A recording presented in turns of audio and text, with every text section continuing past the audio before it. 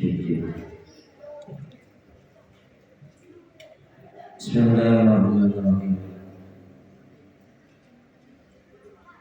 Assalamualaikum warahmatullahi wabarakatuh.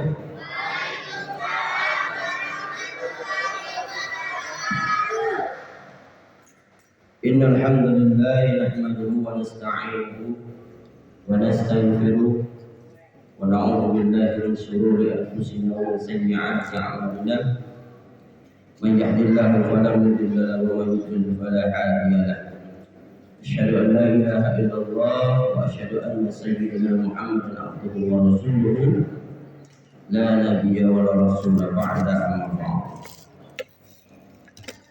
Yang saya hormati dan saya muliakan para alim ulama, guru-guru kami, terkhusus Pak Ketua Masjid Ustadz Dr. Andes Haji Fajri Erham MM, Bapak Ustadz Sukisno, Bapak Muhammad Nuh, dan seluruh pengurus Masjid Al-Ihsan Saringan Kelurahan Pasar Tanjung Enim. Yang saya hormati unsur pemerintahan, ketua RT, ketua RW, tokoh agama, tokoh masyarakat yang sempat hadir pada malam hari ini, dan yang saya cintai jamaah Masjid Al-Ihsan di dalam maupun di luar masjid. Bapak Ibu jamaah Masjid Al-Ihsan yang dirahmati dan insyaallah dimuliakan oleh Allah Subhanahu wa taala. Pertama, kita bersyukur kepada Allah Subhanahu wa taala, kita dipertemukan pada malam hari ini di masjid yang kita cintai ini dalam rangka Maulid Nabi Muhammad sallallahu alaihi wasallam. Yang benar itu maulid apa maulud? Maulid. Kalau maulid artinya kita memperingati hari lahirnya baginda Nabi sallallahu alaihi wasallam. Tapi kalau maulud kita memperingati uangnya, bayinya.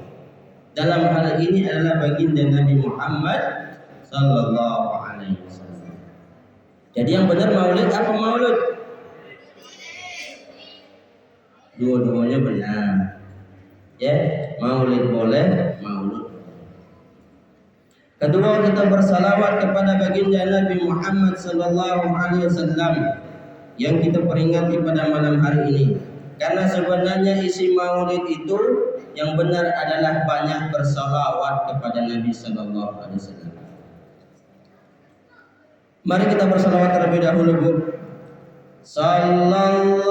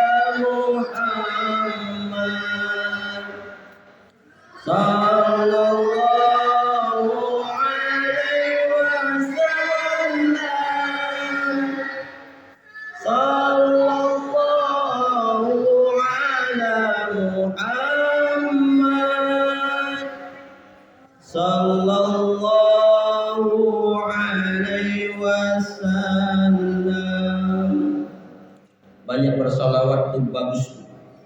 Ya, majelis kita ini kalau tidak bersalawat menjadi majelis bangkai. Ya, jadi dimanapun berada, salawat. Ibu-ibu lagi masak, salawat. Kalau bisa ya. Hidup ke anaknya, salawat. Hidup ke lakinya, salawat. Bagus bersalawatnya. Bapak Ibu yang insyaallah dirahmati dan dimuliakan oleh Allah Subhanahu wa taala, malam ini sebenarnya aku ini kurang lemak badan, kurang fit. Tapi ngelihat anak-anak tadi semangat betul, sembuh sakit. Masya Allah, tabarakallah. Anak-anak kita ini memang pengobat hati, penyejuk hati. Bapak Ibu, masukkan anak-anak ke TPA Al-Ihsan. Ini luar biasa, Bu. Bagaimana nasib masjid ini 10 tahun, 20 tahun ke depan, dan bagaimana bangsa ini 10-20 tahun ke depan ada pada anak kita yang sekarang ini. Dan saya bersyukur kepada Allah Subhanahu wa taala, anak-anak kita ini dididik dengan nilai-nilai agama. Masya Allah. Terima kasih anak-anak ya. Masya Allah. Tetap semangat. Insya Allah nanti kalian akan menjadi orang-orang yang dicintai baginda Nabi Sallallahu Alaihi Wasallam. Amin ya rabbal alamin. Sebelum kita memulai materi pada malam hari ini, bagusnya kita berdoa terlebih dahulu.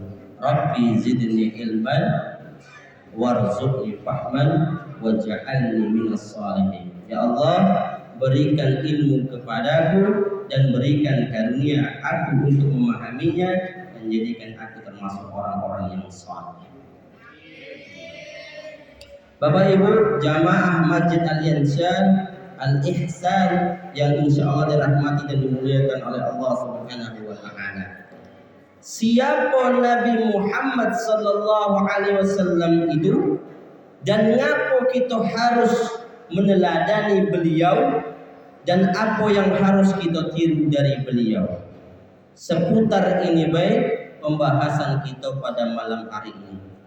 Tidak usah panjang-panjang, yang penting ada ilmu yang didapat oleh Bapak Ibu. Jangan kaget kebiasaan. Kapan ditanya oleh wong di luar rumah, apa dia ceramah Pak Ustadz tadi di masjid? Tak tahu. Tak tahu Pak, pokoknya lucu bae orang Ustadz itu. Ya, lucu bae Ustadz itu. Tak maju. Ya, artinya majelis kita tak dapat apa-apa, cuman ketawa-ketawa bae. Ya Bu ya, aku dak pintar melawak Pak, aku dak pintar melawak Bu. Ya, jadi kalau ngarep kelawakan dari aku, ada usahlah Bu ya. Jangan mengharapkan lawakan dari aku ya. Tapi insya Allah kalau menyampaikan ilmu, insya Allah bisa. Bapak Ibu jamaah Masjid Al-Ihsan yang insya Allah dirahmati oleh Allah Subhanahu wa taala. Pada hari Senin tanggal 12 Rabiul Awal, tahunnya tahun gajah. Kenapa disebut tahun gajah Pak Ustadz? Karena pada masa itu ada raja bernama Abraha. Abraha ini memiliki pasukan-pasukan yang kuat, pasukan-pasukan gajah, namanya pasukan-pasukan gajah. Tujuannya apa? Mereka ingin menghancurkan Ka'bah. Tetapi Allah Subhanahu wa taala mengirim burung ababil dengan membawa batu dari api neraka, sehingga luluh lantah pasukan Abraha oleh makhluk kecil bernama burung ababil. Begitulah kalau Allah Subhanahu wa taala ingin melihatkan kekuasaannya kepada manusia. Raja Abraha beserta pasukannya yang paling besar sekalipun mati oleh burung yang sangat kecil. Maka peristiwa ini disebut dengan tahun gajah. Pada tanggal 12 Rabiul Awal, tahunnya tahun gajah, bertepatan dengan tanggal 20 April 571 Masehi, lahirlah seorang bayi yang mulia, lahirlah bayi yang seorang yang suci dari seorang wanita bernama Siti Aminah dan laki-laki bernama Abdullah. Bayi ini oleh Abdul Muttalib yang merupakan kakek beliau dibawa ke Ka'bah, lalu dihijir Ismail. Abu Thalib berdoa minta wangsit, apa namanya kira-kira anak ini. Maka setelah Abdul Muttalib berdoa dihijir Ismail, diangkatnya baginda Nabi Sallallahu Alaihi Wasallam yang masih bayi dan diumumkanlah nama anak ini adalah Muhammad. Nama Muhammad ini tidak pernah digunakan Pak Bu. Nama Muhammad ini di zaman itu tidak pernah digunakan. Kebanyakan orang menamakan anak-anak mereka dengan kesukuan, klan. Ya, maka nama Muhammad ini tidak pernah digunakan. Maka waktu itu ribut, wong Quraisy itu ribut, ngapo namanya Muhammad. Tapi karena mereka menghormati Bani Hashim, maka mereka tetap menghargai Bani Hashim. Ini cerita singkat ketika Nabi SAW lahir. Untuk lebih jelasnya, silahkan Bapak Ibu baca di Sirah Nabawi. Kalau kita baca pada malam hari ini panjang nian, kalau tidak sampai subuh kage. Ya, atau yang paling mudah Bapak Ibu baca di www.google.com. Untuk anak-anak Bu, ini sebenarnya anak-anak ini sudah hafal lagu. Coba kita tes Bu ya. Lahir Nabi Muhammad tanggal Senin tahun Gajah, cocok dengan 20 April bulannya 570. Ayahnya Abdullah dan ibunya, ayahnya meninggal umur 6 tahun, ibunya jadi yatim piatu. Umur 40 ia menjadi membawa petunjuk bagi isi bumi. Umur 63 tahun yang pasti ia wafat di Madinah, tanah yang suci. Kalau tidak tahu, kakek balik buka YouTube, klik lagu lahir Nabi Muhammad. Itu ajarkan ke anak-anak kita ini. Insya Allah lagu itu berkah. Ya Bu ya, kenalkan dari awal anak-anak kita ini tentang Nabi Muhammad SAW. Itu poin pertama. Siapa itu baginda Nabi Muhammad SAW? Lebih singkatnya baik. Poin kedua, ngapa kita harus mencontoh dan meneladani baginda Nabi Muhammad SAW? Seorang guru besar dari Universitas Maryland, Amerika Serikat, namanya Michael Hart, menulis sebuah buku berjudul The 100 Ranking of the Most Influential Person in History. 100 tokoh yang paling berpengaruh sepanjang sejarah, dan Hart menempatkan baginda Nabi Muhammad SAW di peringkat pertama, uang yang paling berpengaruh di sepanjang peradaban manusia. Hart. Ngapa Hart menempatkan baginda Nabi Muhammad SAW di nomor pertama orang paling berpengaruh di sepanjang peradaban manusia, padahal dia seorang non muslim? Ngapa tidak Yesus baik? Ngapa? Kira-kira ternyata bukan tanpa alasan Pak. Hart ini menempatkan baginda Nabi Muhammad SAW di nomor pertama yang paling berpengaruh di sepanjang peradaban manusia. Kita lihat apa alasannya. Pertama, karena Nabi Muhammad SAW ini mampu mengubah peradaban manusia. Beliau berhasil mendidik masyarakat terbelakang menjadi masyarakat yang berkembang, baik secara kultur, sosial, politik maupun militer. Bahkan beberapa tahun setelah wafat, pengikutnya berhasil menumbangkan imperium-imperium besar seperti Romawi dan Persia. Dulu wong kafir Quraisy itu ngomong, ngapa Muhammad ini gila. Istilah kita itu kualang. Ya, masyarakat kecil seperti Mekah ini bisa menaklukkan Persia dan Romawi yang kekuasaannya begitu besar? Tidak mungkin. Secara logika tidak mungkin. Ya, tetapi ketika Nabi SAW wafat, digantikan oleh Abu Bakar Siddiq. Setelah digantikan Abu Bakar Siddiq, lalu digantikan oleh Umar bin Khattab. Ternyata perkataan Nabi SAW terbukti Islam mampu menumbangkan Persia dan Romawi pada masa itu. Lalu apa lagi yang dirubah oleh Nabi SAW? Contoh kecil para betino ini Pak. Betino-betino ini Pak, sebelum Islam datang itu harganya murah. Ya, ibu-ibu nih sebelum Islam datang harganya murah. Hanya tempat pelampiasan nafsu ya, sebelum Islam datang. Maka pada masa itu ketika melahirkan anak perempuan, mereka malu. Bahkan Umar bin Khattab pernah mengubur anaknya perempuan hidup-hidup, ya, karena malu punya anak perempuan. Maka Islam datang, ibu-ibu ini jadi mahal. Ya Pak, ibu-ibu ini jadi mahal. Karena siapa? Karena Islam.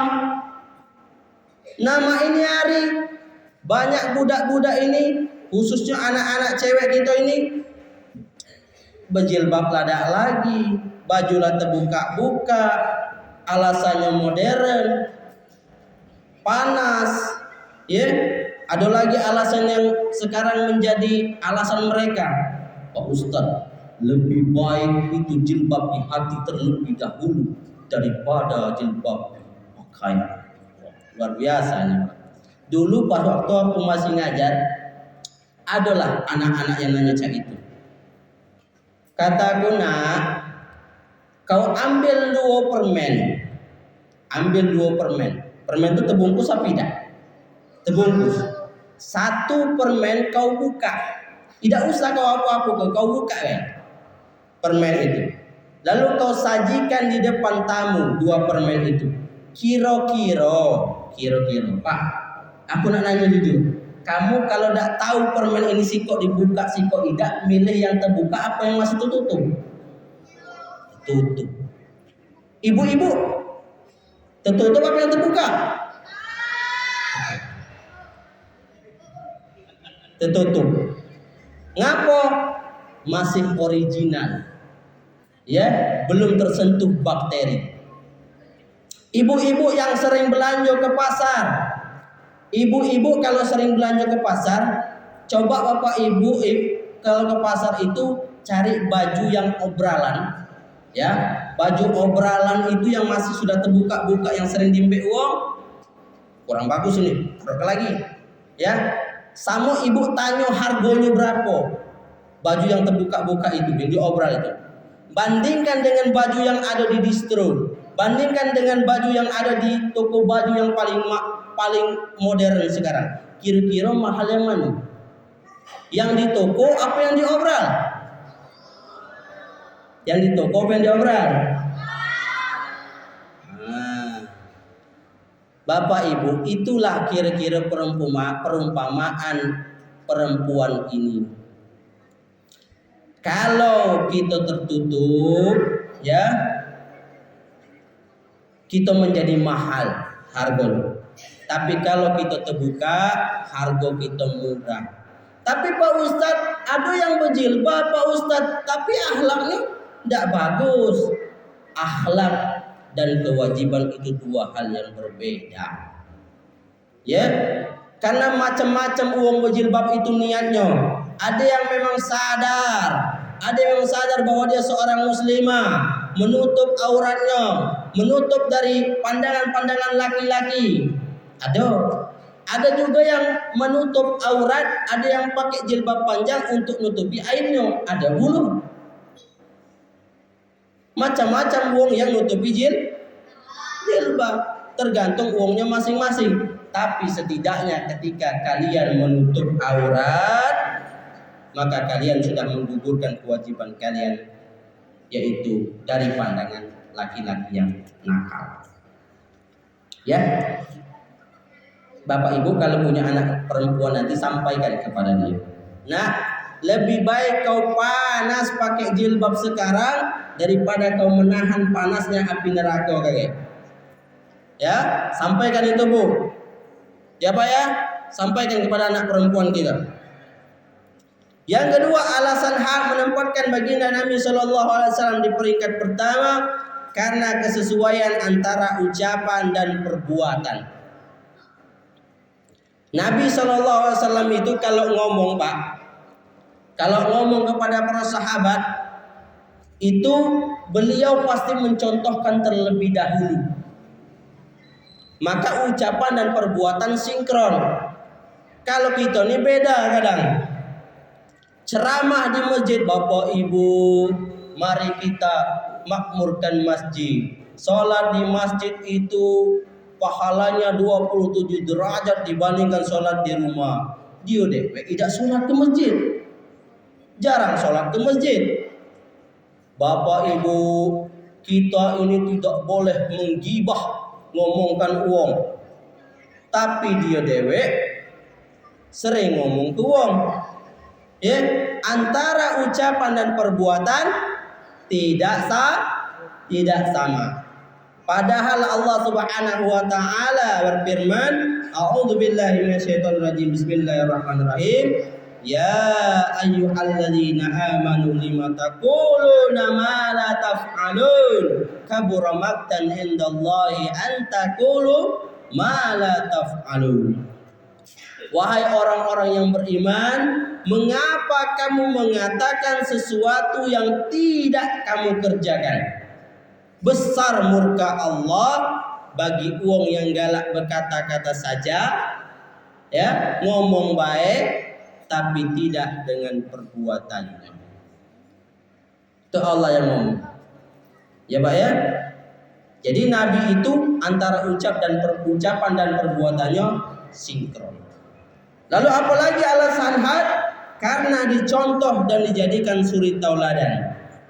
Laqad kana lakum fi Rasulillahi uswatun hasanah liman kana yarjullaha wal yawmal akhir wa dzakarallaha katsira. Sungguh telah ada pada diri Rasulullah itu suri tauladan yang baik bagimu, yaitu bagi orang-orang yang mengharapkan rahmat Allah dan kedatangan hari kiamat dan yang banyak mengingat Allah. Quran surah Al-Ahzab ayat 21. Dari 99 tokoh yang berpengaruh di dunia yang disebutkan oleh Michael Hart tadi, dak katik sikok pun yang benar-benar mencontoh kehidupannya. Walaupun uang banyak mengagumi penemuan Albert Einstein, tapi tidak satu pun pengikutnya yang mengikuti cara hidup beliau. Walaupun banyak pengikut Yesus, Nabi Isa alaihi salam, tapi masih banyak dari mereka tidak mengikuti contoh dari beliau. Nabi Isa sunat. Nabi Isa tidak makan babi. Nabi Isa tidak makan khamar. Tapi pengikutnya masih banyak minum khamar, makan babi dan tidak sunat. Ya, Nabi SAW itu bagaimana akhlak Rasulullah SAW? Ketika Aisyah radhiyallahu anha ditanya mengenai akhlak Rasulullah SAW, beliau menjawab, kana khuluqul Quran. Akhlak Rasulullah itu adalah Al-Quran. Rasulullah itu seperti Al-Quran yang berjalan. Artinya Nabi Muhammad SAW sudah menerapkan semua isi yang ada di dalam Al-Quran. Aku nak cerita bagaimana akhlak Rasulullah terhadap orang yang membencinya. Jadi Pak, Bu, sebelum cerita kita salawat dulu ya. Sallallahu ala Muhammad. Sallallahu alaihi wasallam. Sallallahu ala Muhammad. Sallallahu alaihi wasallam. Sallallahu ala Muhammad.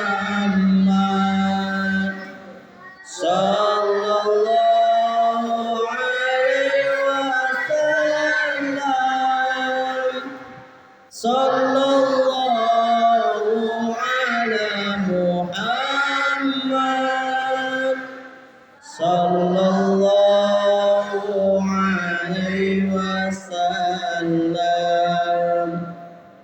Bapak Ibu, saudara-saudara yang insyaallah dirahmati dan dimuliakan oleh Allah Subhanahu wa taala. Pada suatu hari ada seorang sahabat mengadu kepada Rasulullah sallallahu alaihi wasallam.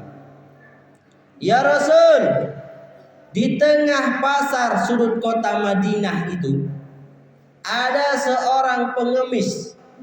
Pengemis itu beragama Yahudi. Dia dalam keadaan buta.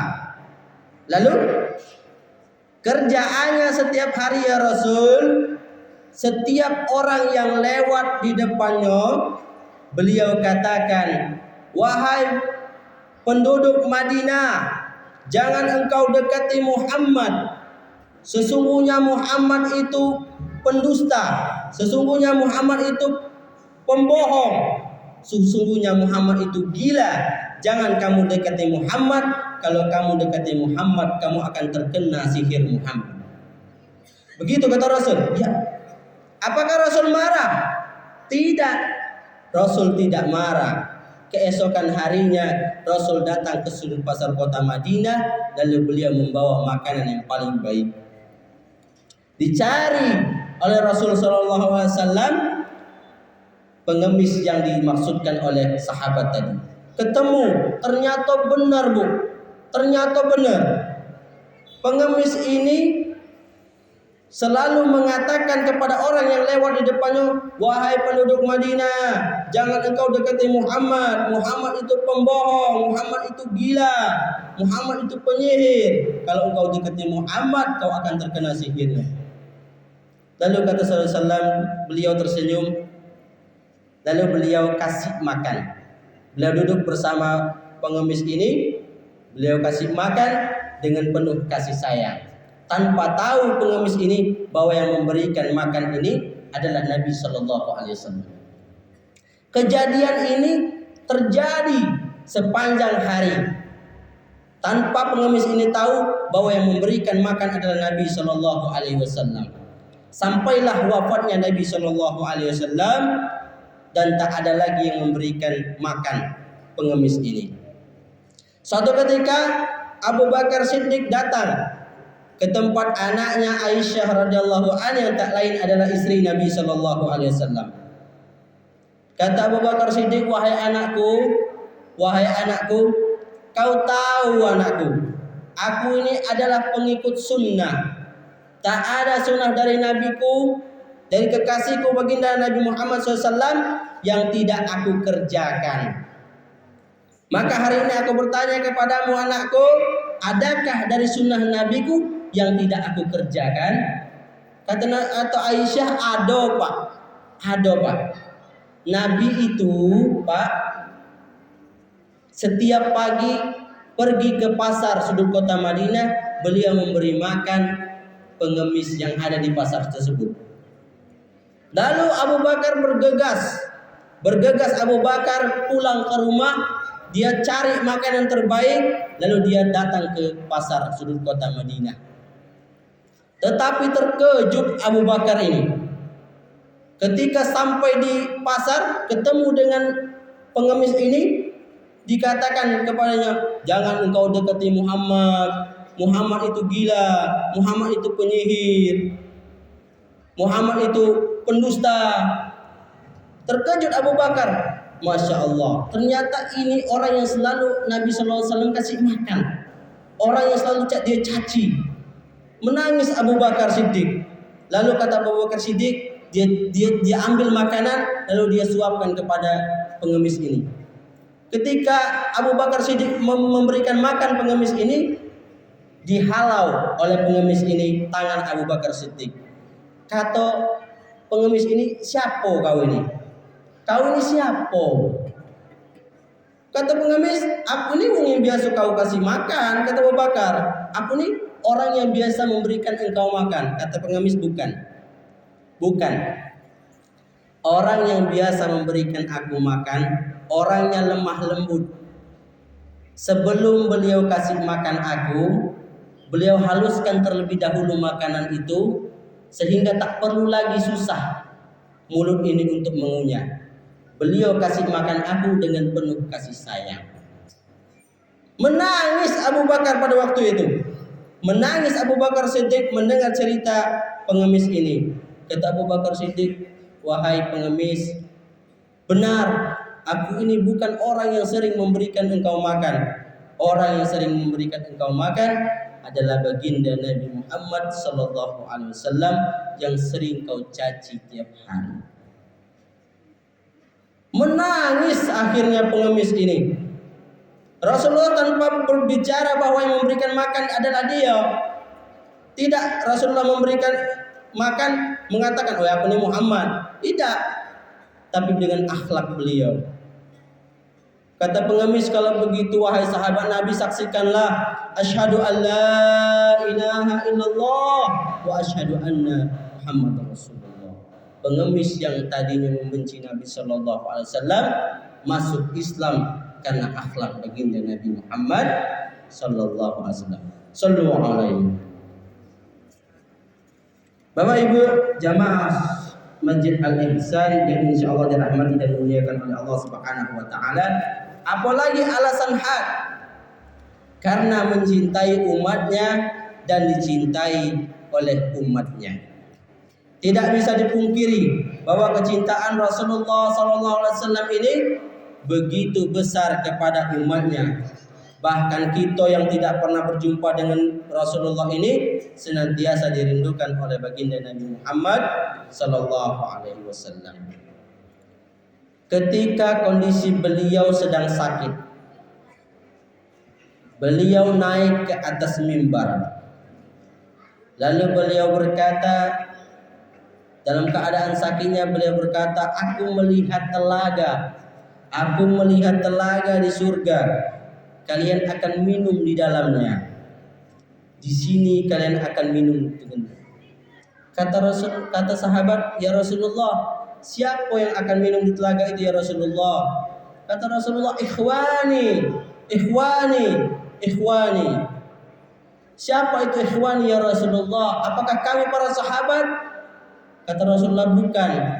Kalian ashabi, kalian sahabatku. Lalu siapa ya Rasulullah ikhwani itu? Kata Rasulullah SAW, ikhwani itu adalah umatku yang hidup jauh setelahku. Mereka tidak pernah melihat aku, mereka tidak pernah berjumpa dengan aku, tetapi cinta mereka sangat besar kepadaku. Dialah umatku. Semoga kita yang di masjid ini adalah umat yang senantiasa mencintai baginda Nabi Muhammad SAW. Amin ya rabbal alamin.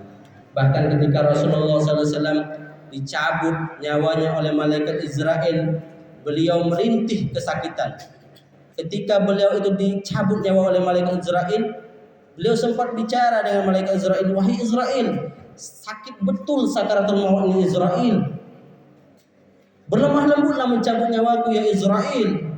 Kata Israel, ya Rasulullah, ini adalah yang paling lembut aku mencabut nyawa manusia. Terkejut Rasulullah, paling lembut? Wahai Israel, kalau ini paling lembut, bagaimana engkau mencabut nyawa umatku wahai Israel? Bagaimana engkau mencabut nyawa umatku wahai Israel? Kata Israel, ya Rasulullah, aku mencabut nyawa umatmu seperti aku mencabut manusia pada umumnya. Menangis Rasulullah mengingat kita, menahan sakitnya sakaratul maut. Maka kata Nabi SAW, kalau begitu Israel, timpakan seluruh sakitnya sakaratul maut itu kepadaku Israel. Timpakan ya Allah, timpakan kepadaku ya Israel sakitnya sakaratul maut itu.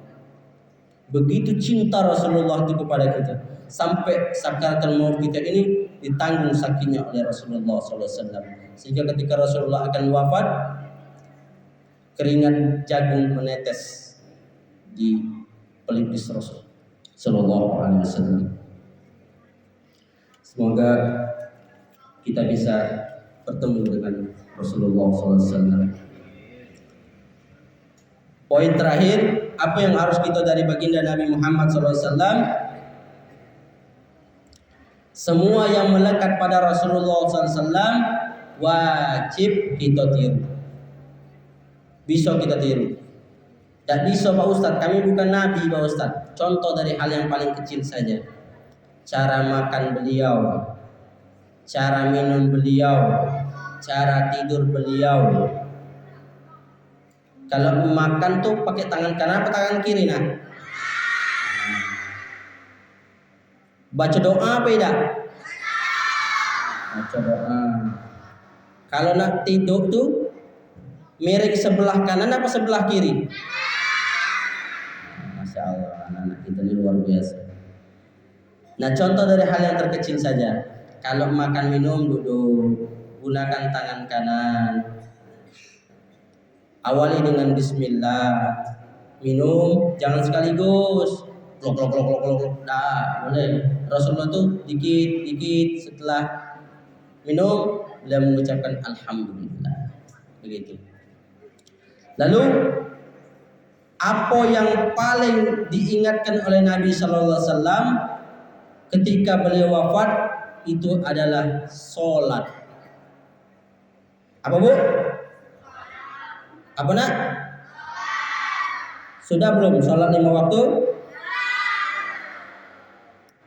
Siapa yang sholat 5 waktu? Masya Allah. Sholat itu adalah tiang agama. Kalau masjid ini tidak kati tiang, roboh. Ya, begitupun agama kita ini. Kalau tidak kati tiangnya, roboh. Ya, orang yang tidak mau sholat itu adalah orang yang sombong. Apa nak? Itu sampaikan kakaknya ya. Orang yang tidak mau sholat itu adalah orang yang sombong. Ketika Nabi SAW Mi'raj itu apa? Naik ke langit, beliau melihat surga dan neraka. Di dalam neraka Rasul SAW melihat sekelompok orang yang dibabiti oleh malaikat dari batu dari api neraka, sehingga pecah kepalanya, belamburan otaknya, lalu dibulatkan lagi. Setelah kepala itu bulat, dilempari lagi oleh para malaikat dengan batu dari api neraka, sehingga pecah kepalanya, belamburan otaknya, dibulatkan lagi. Terus menerus seperti itu sampai Nabi SAW bertanya kepada malaikat Jibril, wahai Jibril, ini tamsil apa Jibril? Ini tamsil apa Jibril? Kata malaikat Jibril, ya Muhammad, inilah contoh dari umatmu kelak yang ketika dia hidup di dunia, kepalanya ini tidak galak sujud kepada Allah Subhanahu wa taala.